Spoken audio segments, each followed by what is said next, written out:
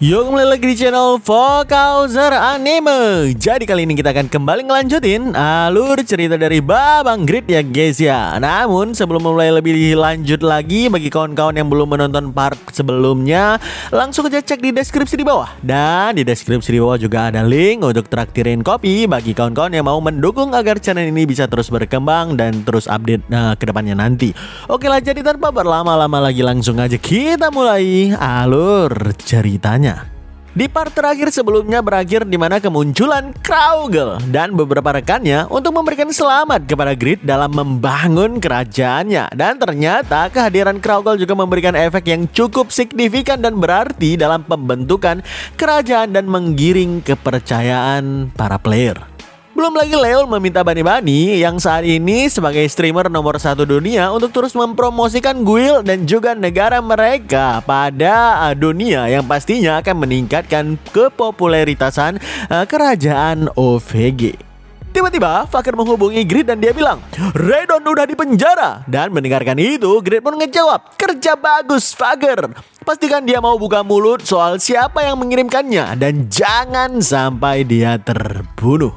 Dalam hati Grid dia bilang, "Setengah HP ku hilang ketika menerima serangan NPC bernama Raidon itu. Dia adalah NPC dengan kekuatan terbesar kedua setelah Pyaro yang pernah ku jumpai dan kurasakan serangannya. Kalau ancaman semacam ini terus berdatangan, kami pasti akan membutuhkan lebih banyak perlindungan untuk Kiren dan juga Lord."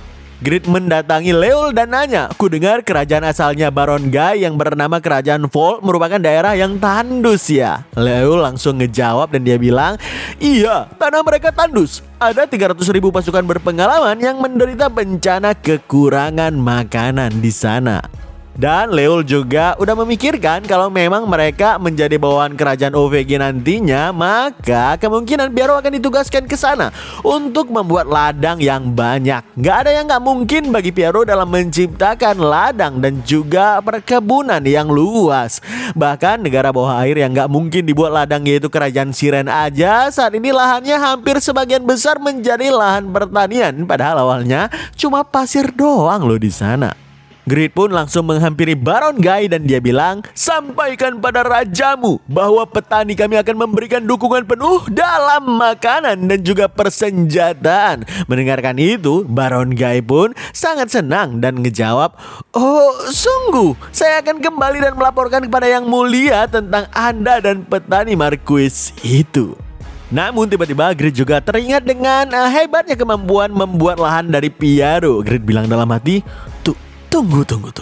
Kalau begitu bukankah kemungkinan besar dalam kemampuan Pyaro sebagai legend dari farmer ini kami bisa menumbuhkan tanaman khas benua timur di sini? Tanaman yang seperti golden walnut yang merupakan sejatinya adalah sebuah eliksir probabilitas yang sangat luar biasa. Juga pohon white porporus. Keduanya adalah material tingkat atas yang nilainya sangat gile ajib aduhai. Grid mendapatkan pencerahan seketika yang pemikiran itu kemungkinan akan mengubah masa depan benua barat nantinya. Kita berpindah jauh di pegunungan Dravian. Siapa yang menyangka di sana Grid juga mendapatkan panen tak terduga, sebuah dungeon terdalam di mana Guild Blood Carnival membuat markas tersembunyi mereka. Terlihat ketua Guild Blood Carnival yang merupakan seorang dungeon arsitek menggerutu ngelihat notif yang mengatakan Dungeon Beware of Dog area 1 udah dihancurkan sepenuhnya oleh seorang penyusup. Dia bilang, "Di sini kan gak ada yang bisa diburu. Sisa-sisa dari evil dragon yang menjauhkan monster di sini juga. Tapi masih ada penyusup yang masuk ke dalam sarang terdalam Blood Carnival." Ya benar aja. Apa jangan-jangan ini adalah Skung, si explorer rank 1 yang terkenal karena menemukan guild Yatan utama itu. Tapi dia langsung menepis prasangka tersebut karena memang Dungeon Beware of Dog itu memang cuma diperuntukkan sebagai dungeon yang melindungi itu ya, itu yang mungkin kita akan tahu ke depannya nanti. Nilai eksplorasinya sama sekali nggak ada. Lalu ketika dia ngelihat wujud dungeonnya, Dark makin kesal lagi sambil berteriak, "Kalau di dalam nggak ada apa-apa, ya harusnya pergi aja bukan? Kenapa dungeon sakral kami malah dihancurkan kayak gini sih, kampret? Ulah siapa sebenarnya ini?" Di tempat yang lain, si Minor bersin-bersin karena dibicarain dari belakang. Terlihat dia membawa tas yang sangat besar. Hasil penambangannya ini merupakan hasil tambang yang bisa mengubah seluruh kerajaan OVG nantinya. Minor bilang, apa yang selalu diucapkan Grid kalau dalam keadaan seperti ini ya? Oh iya, ini mah hoki. Walaupun aku sendiri nggak tahu hoki itu kata-kata dari mana. BTW, Minor ini adalah seorang NPC ya guys ya. Jadi Minor pun bilang, dengan mineral-mineral ini ku yakin aku pasti bisa mendapatkan gelar. Dan kalau terus seperti ini, rakyat biasa sepertiku pasti juga bisa menjadi raja seperti Grid. BTW, Minor ini memang terobsesi dengan menjadi seorang bangsawan. Dan itu adalah cita-cita terbesarnya, menjadi seorang raja. Saat ini, tanpa terasa, udah 1 bulan sejak upacara pembentukan kerajaan OVG. Kerajaan OVG menyerap wilayah Eternal menggunakan pasukannya sendiri. Dan Marquis Tame juga. Mereka secara perlahan mengintegrasi warna dari Eternal itu sendiri. Ya, dengan Reinhardt dan juga Raiden sebagai pusatnya, administrasi berkembang sangat pesat dan player imigran pun terus meningkat.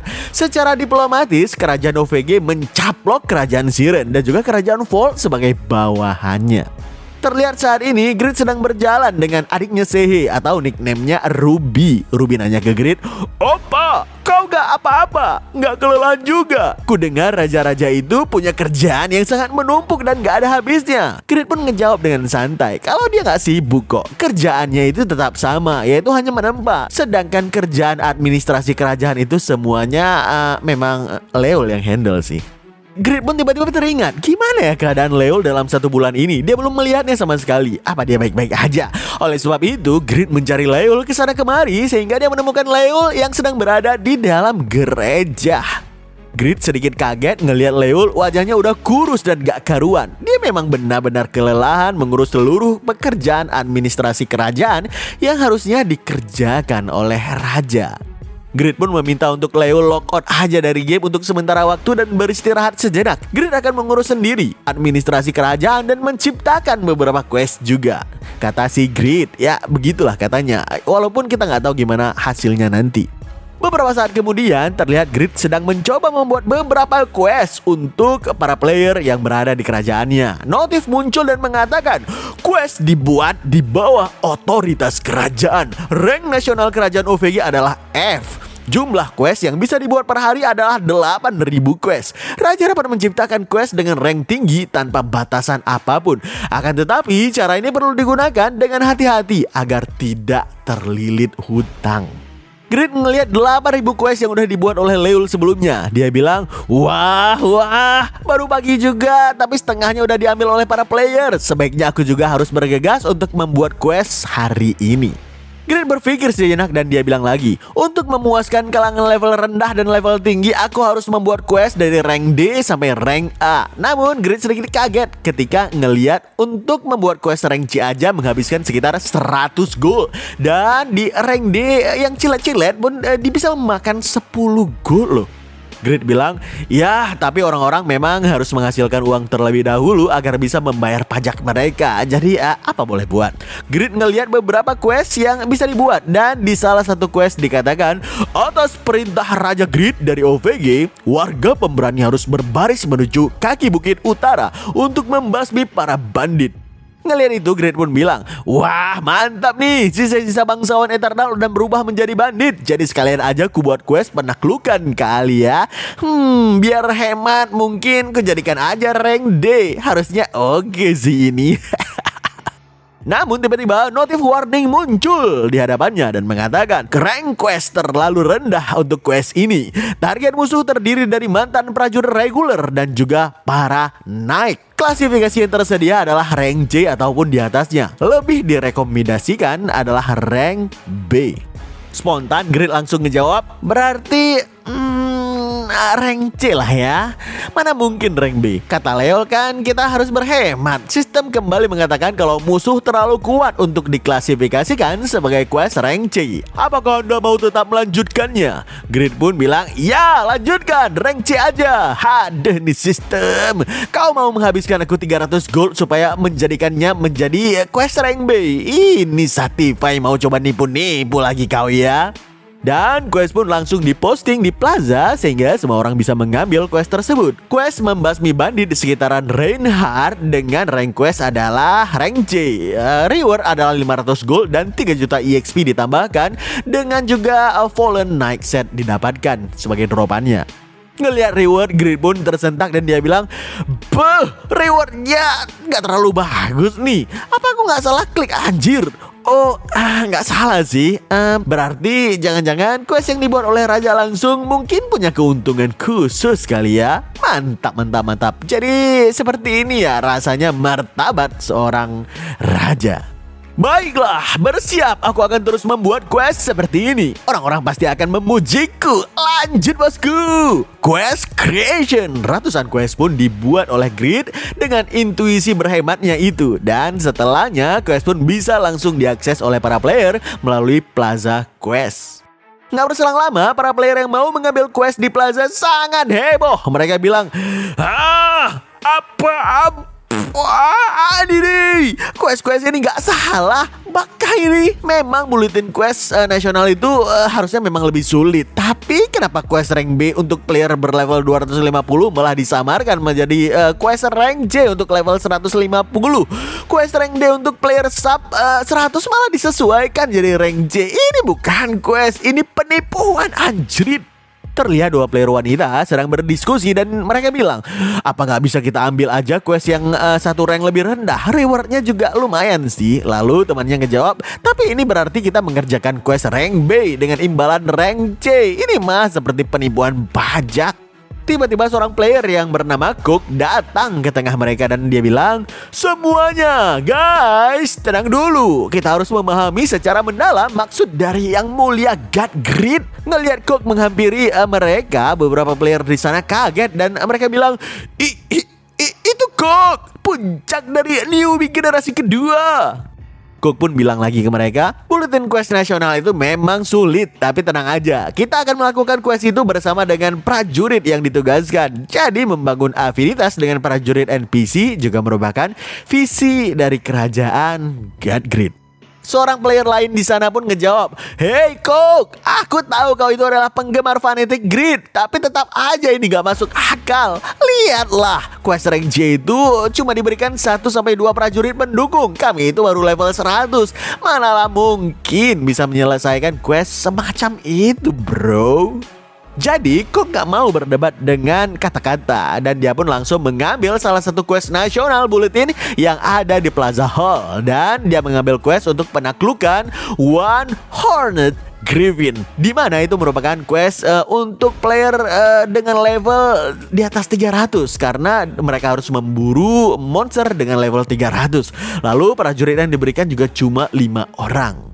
Dalam hati Cook bilang, "Yang mulia God Grid gak akan memberikan sesuatu yang gak masuk akal. Akan kubuktikan sendiri." Tepat setelah Cook mengambil quest tersebut, para player yang ada di sana pun bilang, "Lihatlah, level 230 mau membawa 5 prajurit pendukung dan mau memburu monster berlevel 300. Kita akan lihat seorang fanboy yang hancur oleh idolanya sendiri." Namun kata-kata seperti itu membuat Cook makin kesal lagi dan pengen ngebuktiin kalau quest-quest yang dikeluarkan oleh Grid memang bukanlah scam.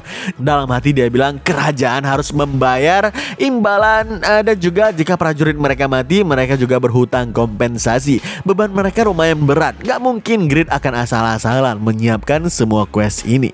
Cook menunggu kedatangan 5 prajurit pendukung yang akan menemaninya. Dan dia sangat berharap kalau orang itu adalah pria berambut panjang yang berambut pirang itu dengan tombak yang mengalahkan utusan bangsawan dengan beberapa gerakan sang hidden master yang itu. Aku memerlukannya untuk menyelesaikan quest ini.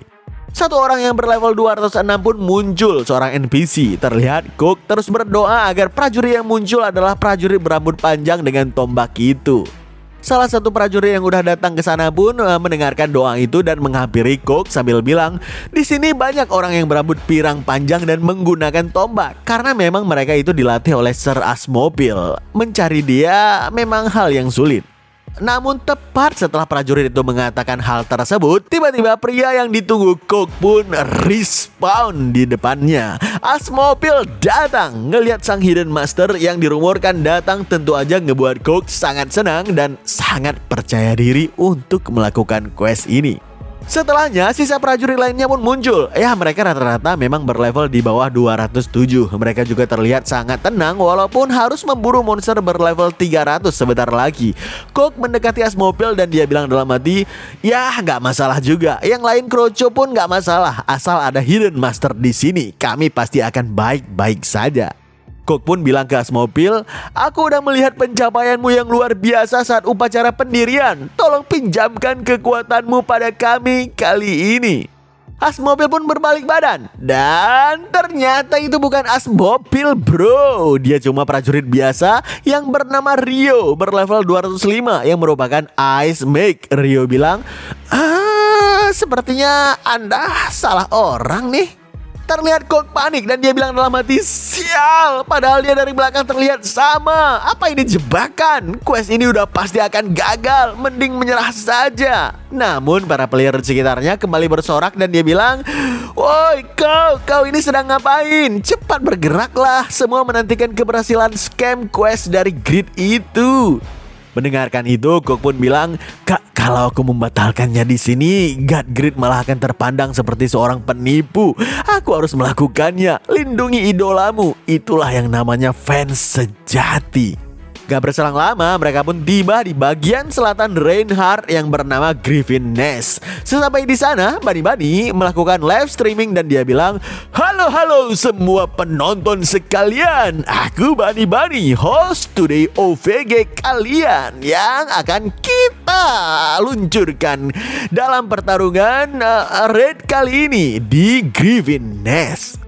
Saat ini aku akan meliput seorang player yang berada di puncak newbie generasi kedua, Gourmet Cook. Dan target kali ini adalah One Horned Griffin, field semi boss yang saking kuatnya ya bahkan bisa membunuh monster lainnya. Quest kali ini akan dihadapi dengan tanpa keuntungan level sedikit pun, tanpa gear yang superior, dan hanya berbekalkan 5 prajurit. Benar-benar nekat. Terlihat para NPC saling tertawa dan berbicara dengan tenangnya. Mereka bilang, Griffin ya? Monster apa ya itu kira-kira? Apa dia bisa ditunggangi? Pasti seru kalau kita bisa terbang ya. Mendengarkan itu dari depan, Cook pun bilang dalam hati, sial, prajurit-prajurit ini levelnya rendahan. Sebenarnya apa yang mereka andalkan sampai bisa setenang itu sih? Apa boleh buat? Pokoknya aku harus percaya dengan mereka terlebih dahulu. Namun gak berselang lama, monster yang berlevel di bawah One Horned Griffin datang. Ya, mereka adalah Griffin normal, tapi mereka datang secara bergerombolan. Ngelihat itu, Cook langsung menerjang sambil mengukuhkan niatnya dalam hati dan dia bilang, akan kubuktikan keinginan mendalam God Grid. Dengan kekuatanku akan kutunjukkan pada semuanya. Cook langsung menyerang para Griffin normal itu dengan serangan Grid Sword Dance. Atau nama asli skillnya adalah Sweeping Slash. Lalu dia pun mengkombinasikan serangannya dengan skill Grid Sword Dance Linked Kill. Ya, skill aslinya bernama Consecutive Step. Serangan-serangan itu menghabisi beberapa Griffin normal yang membuat Bani mengatakan, wah, lihatlah, itu serangan yang sangat dahsyat dari Cook. Sambil ngelihat ke belakang, Cook pun bilang, lihatlah, aku udah menapaki jalan agung God Grid. Tapi dia gak menyadari, tiba-tiba dengan kecepatan yang sangat tinggi, seekor One Horned Griffin datang ke sana dan menerjangnya dengan cakar ayamnya yang sekeras besi baja sampai ngebuat Cook terpental dari tempatnya berdiri.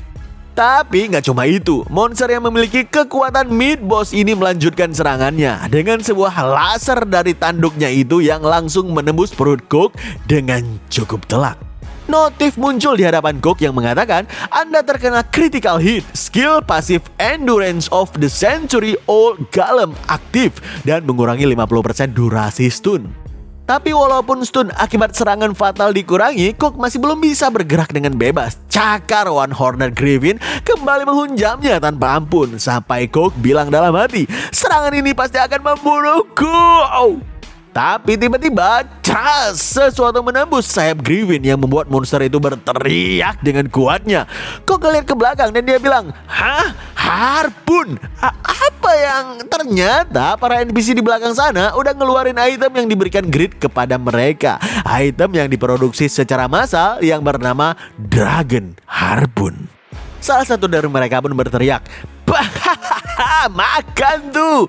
Ini adalah item yang kugunakan untuk meledakkan kelelawar saat raid Vampire City." Ngelihat itu, Kok bilang dalam hati, item populer dari kompetisi nasional kedua yang digunakan God Grid untuk membunuh Drake.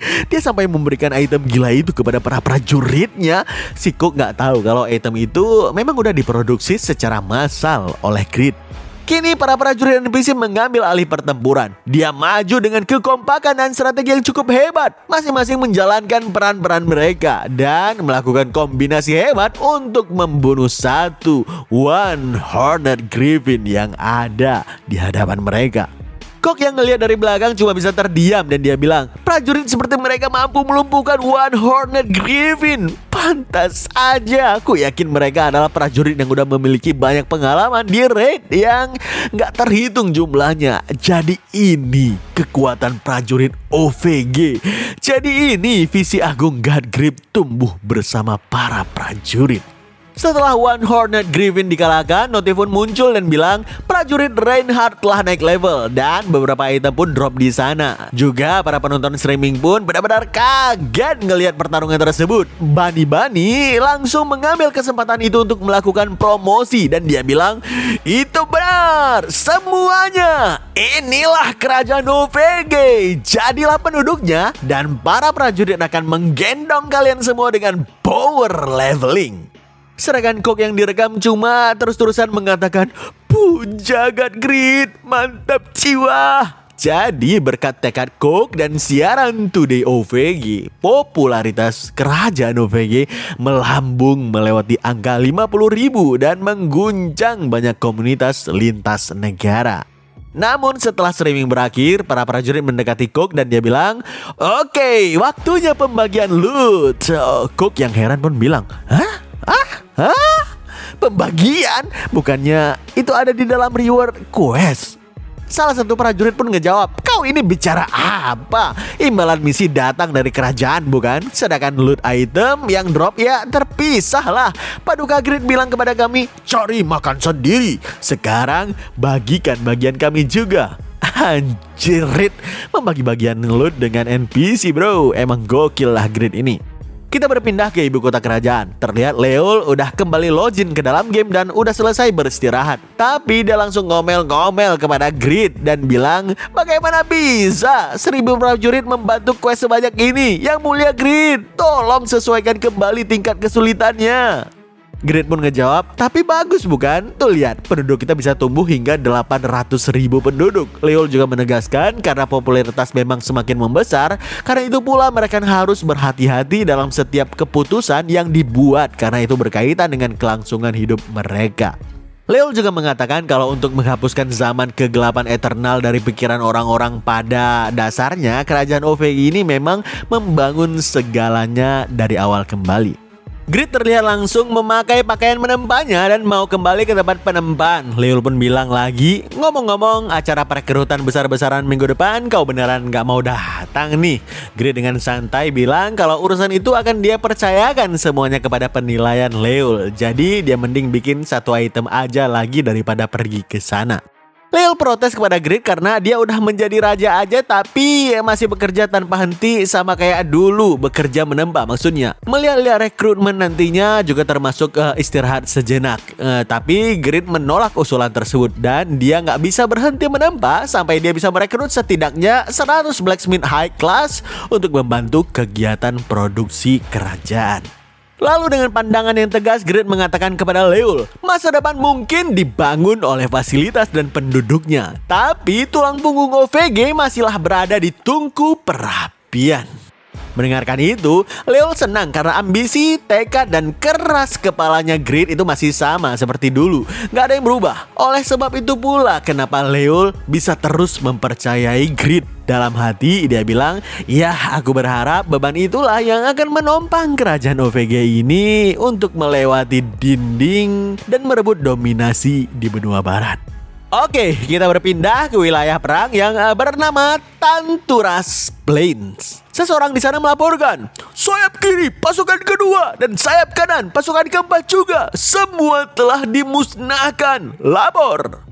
Terlihat seorang player bernama Scott terduduk di sana dengan wajah yang penuh kekalahan dan dia bilang, kita harus apa Tuhan? Kekuatan Saharan benar-benar sulit untuk dibayangkan.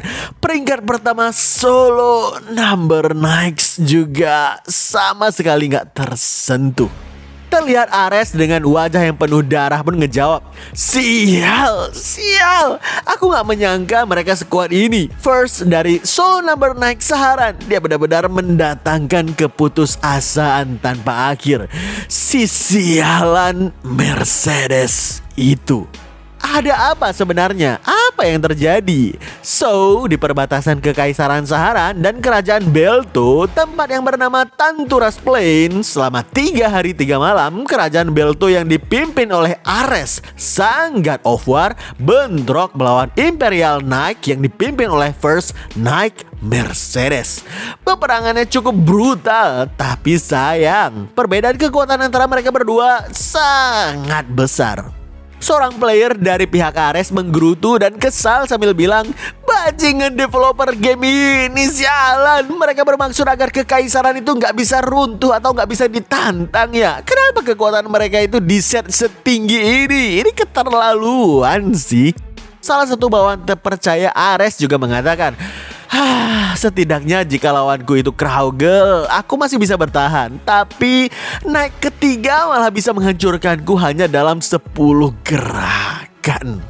Naik pertama sampai naik ketiga itu levelnya udah sangat berbeda. Bahkan seandainya Kraugel, Grid, dan juga Agnus bekerja sama, mereka pasti juga gak akan bisa untuk mengalahkan mereka. Dalam hati Ares bilang, itu benar, khusus naik pertama dia benar-benar broken parah. Pasifku aja gak bisa diterapkan kepadanya. Terlihat di atas bukit sana seorang wanita yang mengenakan red armor berambut biru menatap dengan pasti ke bawah sana. Yap, dia adalah Mercedes atau Knight pertama dari Solo Number Knight Kekaisaran Saharan, atau bisa juga disebut orang yang nantinya akan menjadi istri Grid. Lanjut. Sambil menatap tanah dengan kesal, Ares bilang, Mercedes, dia kelewatan OP. Dengan pasukan kerajaan Belto yang udah kukumpulkan selama 3 tahun pun kami masih nggak bisa melewati perbatasan sama sekali. Para pilar-pilar kekaisaran dan elit-elit kesayangan kekaisaran bahkan belum turun ke medan pertempuran ini, sialan. Rencana awal kami adalah menggulingkan kekaisaran dan merebut hegemoni secara langsung, bukan menaklukkan kerajaan secara perlahan. Tapi sekarang kami harus mencaplok kerajaan Belto cuma untuk mempersiapkan masa depan.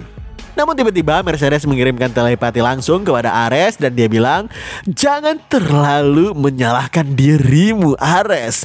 Kekaisaran hanya terlalu luas untuk ditantang oleh seekor semut. Mendengarkan itu, Ares langsung menyuruh seluruh bawahannya untuk mundur.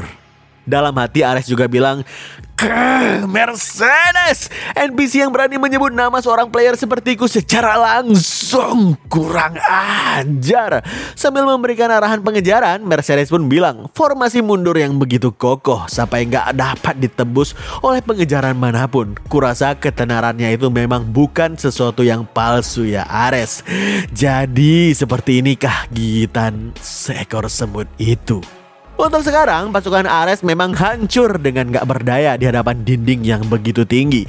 Tapi gelombang surut biasanya akan naik menjadi lebih tinggi lagi. Dan pertanda, episode berskala besar Sanctify pun akan segera dimulai, yaitu episode West Continent Unification. Kita kembali ke kerajaan OVG. Grid nanya ke Leul, si Raidon itu masih belum membongkar informasi apapun. Leul pun bilang kalau udah sebulan Raidon itu disiksa, tapi dia sama sekali gak mengatakan apapun. Yang dia bilang hanya, jangan konyol. Yang menunggu Grid hanyalah kehancuran. Grid pun bilang dia benar-benar keras kepala, bahkan sama keras kepalanya dengan pengikut Yatan Kurch. Leul juga mengatakan soal perkembangan penduduk, di mana migrasi player ke kerajaan juga semakin menurun, padahal sebelumnya cukup berbondong-bondong yang mau masuk. Leul juga bilang kalau kerajaan lain udah mulai waspada dan menawarkan berbagai fasilitas kepada warga negaranya agar tetap tinggal di sana. Jadi kerajaan OVG mereka ini harus menciptakan sesuatu yang lebih inovatif untuk menarik para player masuk ke kerajaan OVG. Grid langsung terpikir ada satu cara yang bisa mengikat para player ke dalam kerajaan mereka, dan itu adalah mass produce grid set untuk memberikan setiap player reward di dalam quest setiap menyelesaikan chain quest. Namun Leul langsung membantah dan dia bilang, terus apakah ada tenaga kerjanya untuk melakukan semua itu? Kita butuh puluhan ribu set loh. Grid langsung terduduk lemas, pusing 7 keliling dan dia bilang, aku gak berpikir sejauh itu. Crafting semuanya sendiri manalah aku bisa. Terus bahan-bahan utamanya juga black iron, mana mungkin kita mampu membelinya dalam jumlah yang sebegitu fantastisnya. Tapi Leul memberikan sebuah ide dan dia bilang, gimana kalau kau mewariskan blueprint grid set ke 1000 blacksmith di Raidan? Grid langsung tersentak karena yang dibilang oleh Leul itu memang sangat masuk akal. Banyak blacksmith advance di Raidan dan kemungkinan mereka bisa mempelajari blueprint dari grid set. Terus Leul juga bilang kalau mengenai bahan pembuatannya, maka akan diminta tolong sama Pixur untuk mempercepat tambang black iron sehingga bisa mempercepat proses produksi massal. Mungkin sekitaran 3-4 tahun lagi sistem produksi penuh udah bisa kita buat untuk membuat grid set tersebut secara massal. Grid pun berpikir dengan keras karena rasanya 3-4 tahun itu terlalu lama. Apa nggak ada jalan pintas? Namun tiba-tiba notif muncul di hadapan Grid yang mengatakan Minor telah kembali. Grid langsung berteriak, hah? Si Minor yang itu? Aku hampir lupa. Pria yang menghilang selama setahun yang katanya mau mencari mineral tiba-tiba muncul. Grid langsung ke depan sambil menggerutu dan dia bilang, dia pasti udah kehabisan dana dengan cepat. Lalu dia pulang kemari cuma saat dananya udah habis. Minor langsung memberikan salam kepada Grid dan dia bilang, sang naga perkasa yang lahir dari aliran Bairan, si jenius Minor yang mengukir sejarah rakyat jelata legendaris kedua telah tiba. Raja Grid, apa kau merindukanku? Terlihat di samping Minor ada wanita berambut merah. Minor pun bilang, wanita yang di sebelahku ini bernama Leia, wanita yang kutemui di penginapan. Tapi jangan salah paham dulu, oke? Si Leia pun bilang, bujang ini bilang kalau yang mulia akan membayar tagihan penginapannya. Saya akan memberikan penawaran khusus dengan bunga 50% saja. Setelah wanita itu pergi, Minor pun membuka tasnya dan dia bilang, Raja Grid, aku membawakanmu hasil yang bisa menyemangatimu. Lihatlah ini.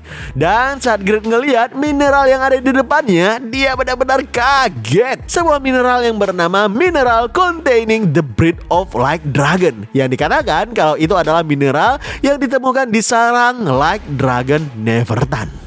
Dalam hati Grid bilang, hah? Like Dragon Neverton? Ini anak sebenarnya pergi kemana sih anjir? Terus apa yang dimaksud dengan mineral gila dalam deskripsinya ini? Minor pun ngejawab, mineral ini dapat menggandakan diri. Awalnya aku cuma mengambil 20 buah, tapi dalam sebulan tumbuh menjadi 160 buah. Saking banyaknya aku harus menyembunyikan mereka di beberapa tempat di sepanjang jalan pulang. Pokoknya ngeri lah. Leo langsung berkeringat dingin dan dia bilang, hah? Orang yang bisa menggandakan diri? Itu mustahil.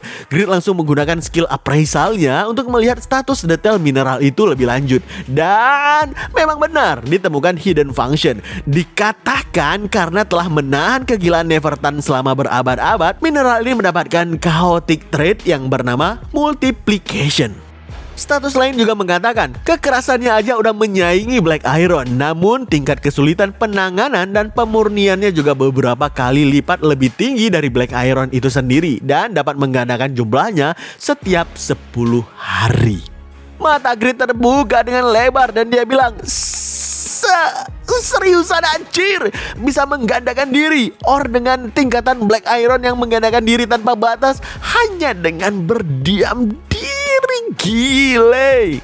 Mata Grid langsung berbinar-binar sambil ngelihat ke arah Leo, dan dia bilang kalau dengan ini mereka bisa mengatasi masalah bahan produksi dari Grid set massal dalam beberapa bulan ke depan. Leo cuma tersenyum dan ngejawab kalau orang seampas Grid, tapi keberuntungannya selalu datang di saat yang tepat. Minor langsung mengatakan, jangan anggap ini keberuntungan Grid. Aku hampir membuat diriku mati selama setahun ini hanya untuk mendapatkan ini. Dalam hati Minor bilang, hehehe, mineral yang mampu menggandakan diri secara gak terbatas udah pasti akan mendatangkan kekayaan tak terbatas pula. Ini pencapaian yang pantas untuk pahlawan pendiri. Setidaknya aku mungkin bisa mendapatkan gelar Marquis. Grid pun bilang, atas nama Raja OVG, aku akan mendirikan Mineral Detection Department dan aku akan menunjukkanmu sebagai pemimpinnya. Bagaimana? Baru 18 tahun tapi udah mengepalai banyak orang. Raut wajah Minor langsung berubah drastis. Dia bilang dalam hati, apa-apaan? Padahal aku ingin gelar bangsawan dan bergabung ke masyarakat kelas atas, lalu mendirikan pondasiku untuk menjadi raja di masa depan nanti. Yap, Minor sendiri punya skill pasif rank SS yang bernama Talent Will Reveal Itself, di mana dia dibekali dengan bakat sedemikian rupa gilanya sehingga menarik banyak tawaran pencari bakat. Lalu karena itu pula pengkhianatan sangat mungkin terjadi. Minor bilang ke Grid, setelah semua penderitaan yang kujalani, kalau kau gak mau memberikanku gelar, paling enggak bayar aku. Apa-apaan maksudmu tadi? Departemen Pendeteksi Mineral? Kau mau aku mencari batu sepanjang hidupku? Grid langsung meminta maaf dan dia bilang, maaf Minor, tapi saat ini nggak banyak gelar dan posisi bangsawan yang tersisa. Leo juga ikut menambahkan dan dia bilang, keuangan OVG sedang menipis parah. Dengan penduduk yang sedikit, kami hanya bisa memberikan gelar bangsawan kepada 30 orang saja untuk saat ini. Semua gelar udah diberikan kepada pahlawan pendiri. Jangan merengek seperti itu. Minor langsung berbalik badan dan dia bilang, berarti aku udah gak punya alasan untuk berada di sini. Leo yang ngelihat itu pun kesal dan dia bilang, pemberontakan remaja kah? Apa mau ku hajar aja dia dan kulemparkan ke sel di sebelah Redon? Tapi Grid langsung menyusul si Minor itu dan memanggilnya, mengambil tasnya dan bilang, jangan lupakan tasmu ini. Ngelihat itu Minor bilang dalam hati, setidaknya kau punya sopan santun untuk menyerahkannya kembali kepadaku. Akan kujual mineral ini ke kerajaan lain dan kubalaskan perbuatanmu. Grid yang ngelihat telapak tangan Minor yang tadi memegang Like Dragon Steel itu pun langsung bilang, tunggu, telapak tanganmu itu, aku langsung tahu kenapa kau bisa dapat bekas luka itu. Aku jamin hanya aku saja yang bisa memanfaatkan ore itu secara maksimal. Sambil tersenyum dengan tulus, Grid mencoba membujuk Minor sekali lagi dengan kelembutan dan dia bilang, memang butuh waktu. Tapi aku janji akan memberikanmu imbalan yang lebih layak saat waktunya tiba. Jadi maukah kau menunggu terlebih dahulu sampai aku bisa membalaskan kerja kerasmu itu dengan rasa terima kasih yang sesungguhnya. Minor pun bilang dalam hati, seorang raja berterima kasih atas kerja keras kepada rakyat jelata sepertiku. Tiba-tiba wajah Minor langsung kembali cerah dan cahaya yang terang keluar dari tubuhnya yang membuat orang-orang di sana termasuk dirinya sendiri kaget sih. Notif mengatakan profil Minor diperbaharui. Fasal Minor telah menembus batas dirinya. Bakat yang luar biasa jika diizinkan berkembang. Maka Minor dapat mewakili kerajaan ini dalam bidangnya. Setelah memperoleh jasa yang besar dan mendapatkan pengakuan dari tuan yang dikaguminya, maka limit break terjadi. Dalam hati Grid bilang, hah? Limit break? Sama seperti Jude dan Iaruk ketika tumbuh menjadi lebih kuat setelah melawan berbagai musuh yang tangguh. Dia adalah semi-named NPC yang bisa growth menjadi named NPC. Setelahnya Minor pun kembali bilang ke Grid kalau dia akan kembali mengambil beberapa mineral lainnya yang dia tinggal di beberapa tempat sewaktu di perjalanan. Lalu dia akan membawa semuanya kemari. Grid pun bilang ke Leol, untuk saat ini kita memang nggak bisa memberikan Minor sebuah gelar bangsawan. Tapi untuk sementara naikkan dulu gaji Minor. 10 hari kemudian, dalam 10 hari ini, Grid membuat sebuah pedang dari bahan like Dragon Steel yang dibawa Minor sebelumnya. Dan karena bahannya itu mengalami trait multiplication setiap 10 hari, maka pada hari ini mereka akan ngelihat apakah setelah ditempa ada efek pasifnya atau enggak. Apa efeknya masih bekerja ataupun enggak. Kalau efek pasifnya hanya akan bekerja ketika dia masih dalam kondisi mentah, itu sangat menguntungkan sih. Hitungan mundur pun terjadi, dan tepat ketika 10 hari tiba, tiba-tiba pedang yang dipegang oleh Grid membesar 2 kali lipat. Ternyata efek multiplication akan membuat item yang udah ditempa pun akan membesar setiap 10 hari sekali. Item yang masih memiliki efek itu pasti nggak bisa digunakan sih. Grid pun berpikir, dalam deskripsi dibilang kalau like Dragon Steel itu merupakan salah satu mineral yang berada di sarang Neverton Dragon. Ore itu bisa melipat gandakan setiap 10 hari. Dan kalau ore itu bisa melipat gandakan dirinya setiap 10 hari, udah pasti akan mengubur seluruh pegunungan dalam beberapa tahun, bukan? Yang artinya, kalau mineral itu nggak tumbuh di dalam sarang Neverton, maka pasti ada mineral lain yang menekan efek dari multiplication-nya itu. Grid pun bilang ke Minor, "Hey Minor, apa di sana ada Neverton-nya?" Minor pun ngejawab, "Kau kira aku rela dipanggang oleh naga? Di mana tempatku mengambil biji ini adalah dungeon kosong, sama sekali nggak ada monsternya." Grid pun bilang ke Minor, "Oke, kita akan kembali ke sarang itu dengan membawa beberapa ransum." Minor dengan mata yang berbinar-binar pun ngejawab, "Aku bisa berpergian dengan yang mulia. Kalau bawa bekal berarti aku juga bisa memakan hidangan bangsawan dong ya." Grid langsung ngejawab, "Kau ini ngomong apa? Aku ini bokek. Kita cuma akan makan dendeng di perjalanan nanti, paham?" Dalam hati Minor bilang, "Apa? Seorang raja bokek? Wah, apakah yang akan terjadi selanjutnya?" Mereka nggak tahu kalau sarang Neverton itu adalah markas utama dari Guild Blood Carnival. Wah, apakah yang akan terjadi selanjutnya? Nantikan terus keseruan Grid yang pasti bakalan menjadi lebih seru lagi. Dan hanya di channel Fokuser Anime, dan stay update.